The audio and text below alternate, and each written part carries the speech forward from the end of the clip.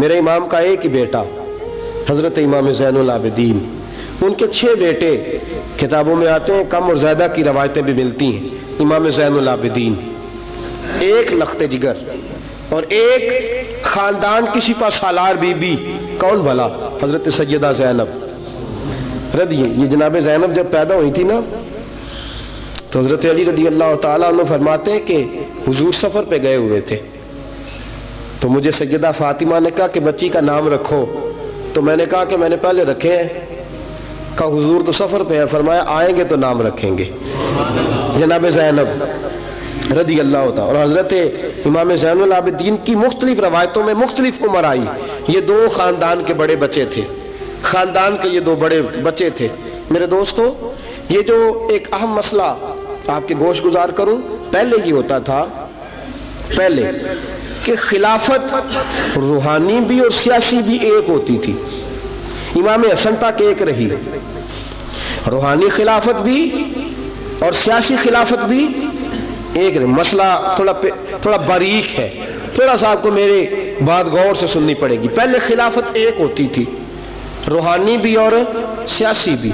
حضرت ابو بکر صدیق رضی اللہ تعالیٰ عنہ سیاسی کام بھی کرتے تھے مسجد نبی کے منبر پر بیٹھ کر، اور ساتھ ساتھ لوگوں کو روحانیت کی طرف بھی توجہ دلاتے تھے، اللہ اللہ بھی سکھاتے تھے، لوگوں کو نماز بھی پڑھاتے تھے، جمعہ بھی پڑھاتے تھے، سارا کچھ ہوتا تھا۔ جناب امام حسن تک یہ کام رہا، حضرت عمر فاروق، حضرت عثمان غنی، جناب علی مرتضی اور امام حسن تک یہ سلسلہ رہا۔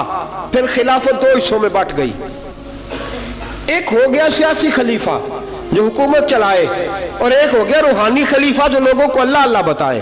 وہ جو خلافت تھی نا روحانی، وہ آج تک آ رہی ہے، صوفیاء کے ذریعے، علماء کے ذریعے، نیک اور پارسال لوگوں کے ذریعے وہ اللہ اللہ بتاتے ہیں، وہ اللہ اللہ بتاتے ہیں، پھر اپنا خلیفہ بناتے ہیں، پھر وہ اللہ اللہ بتاتا ہے۔ یہ وہ ہے خلاف۔ حضرت امام زین العابدین رضی اللہ تعالیٰ عنہ کو بادشاہ وقت نے بلایا نا اپنے پاس، تو امام زین العابدین نے فرمایا میں نہیں جاؤں گا، میں جاؤں گا۔ عبد المالک بن مروان نے بلایا اور امام زین العابدین کو کہا کہ آپ کو ضرور آنا پڑے گا۔ آپ نے فرمایا اس کی وجہ؟ اس نے کہا وجہ یہ ہے کہ آپ کی طرف لوگوں کا رجوع بہت ہے، لوگوں کی توجہ بہت ہے، دل کھینچے چلے جاتے ہیں۔ امام زین العابدین نے فرمایا سارا زمانہ بھی میری طرف آئے، پھر میں بادشاہ کے دربار میں، بادشاہ بزرگوں کے پاس آئے تو ان کی عزت بڑھتی ہے، اور اگر نیک لوگ بادشاہوں کے دروازوں پہ جائیں تو ان کی عزت گھٹتی ہے۔ فرمایا میں نہیں جاؤں گا۔ اس نے کہا کہ امام مجھے سمجھ کوئی نہیں آتی۔ امام زین العابدین سے کہنے لگے مجھے سمجھ کوئی نہیں آتی کہ بادشاہ میں ہوں لیکن راشا آپ کے پاس ہوتا ہے۔ عجیب تماشا ہے کہ لوگوں کی تلواریں میرے ساتھ رہتی ہیں، دل آپ کے ساتھ دھڑکتے ہیں۔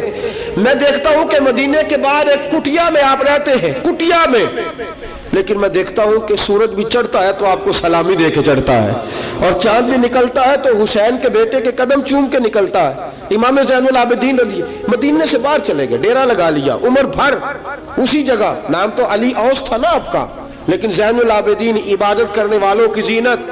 میرے امام نے خلیفہ عبد المالک بن مروان سے کہا تو باز آ جا، میں حسین کا بیٹا ہوں، مجھے لوگوں کو اللہ اللہ سکھانے دے۔ اب میں تخت خلافت پہ بیٹھ کر نہیں، میں چٹائی پہ بیٹھ کے دین پڑھاؤں گا، اب میں فرش زمین پہ بیٹھ کے لوگوں کو اللہ اللہ سکھاؤں گا۔ امام زین العابدین کو خلیفہ عبد المالک بن مروان ہوا پتہ کیا تھا؟ تھوڑی سی تاریخ بتا دوں۔ یزید کے مرنے کے بعد اس کا بیٹا آیا، وہ 40 دن تک رہا، میں نے 10 محرم کو بتایا تھا۔ اس نے کہا میں اپنے باپ کو بھی اس قابل نہیں سمجھتا تھا، چھوڑ کے چلا گیا۔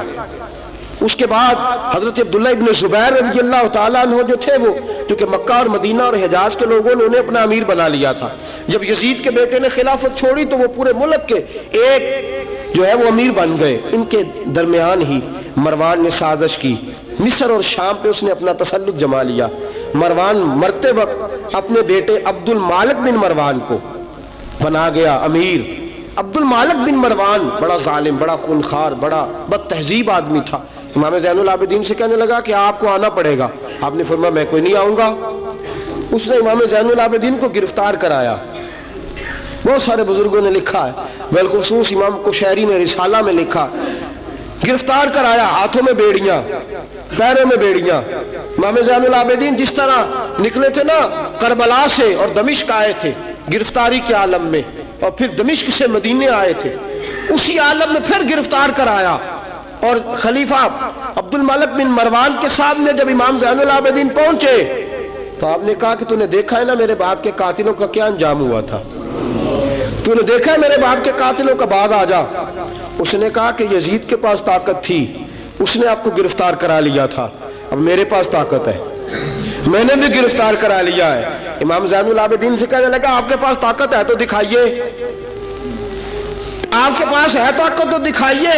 इमाम ज़ैनुल आबिदीन रज़ी अल्लाह तआला अन्हु ने फरमाया तुझे कहा चैलेंज न कर, मैं दरवेश हो गया हूं, एक तरफ लग गया हूं, एक कोने में जाकर बैठ गया हूं, मदीने से बाहर जाके मैंने डेरा लगाया, बस मुझे अब छेड़ मत, मुझे अपना काम करने दे, मुझे लोगों को दीन सिखाने दे, अल्लाह अल्लाह बताने दे, तू जान, तेरी हुकूमत जाने, तेरी सल्तनत जाने, मैं तेरे काम में दखल नहीं देता, तू मेरे काम में दखल न दे, मुझे अल्लाह अल्लाह करने दे, अल्लाह अल्लाह कराने दे। कहने लगा मेरे पास ताकत है, मैंने गिरफ्तार कर लिया है। इमाम ज़ैनुल आबिदीन रज़ी अल्लाह तआला अन्हु के हाथ और पांव में बेड़ियां थी। इमाम ज़ैनुल आबिदीन की जुबान से निकला अल्लाह अल्लाह अल्लाह। तीसरी दफा जब आपकी जुबान से अल्लाह निकला सारी बेड़ियां टूट के जमीन पे गिर गई। इमाम ज़ैनुल आबिदीन के लिए उठने लगा, फरमाया बैठ जा जमीन पे। खलीफा जमीन पे बैठा, इमाम ज़ैनुल आबिदीन रज़ी अल्लाह तआला अन्हु निकले। मुझे न कहना रवायत ज़ईफ है, रवायतें ज़ईफ होती हैं, अकीदे मजबूत होने चाहिए। हजरत इमाम ज़ैनुल आबिदीन पलटे और पलट के कहने लगे ताकत पहले भी हमारे पास थी, ताकत आज भी हमारे पास है, जब रब कहता है हम इस्तेमाल नहीं करते और जब कह देता है तो हम इस्तेमाल करना शुरू कर देते हैं। बस अल्लाह की रजा पे राजी।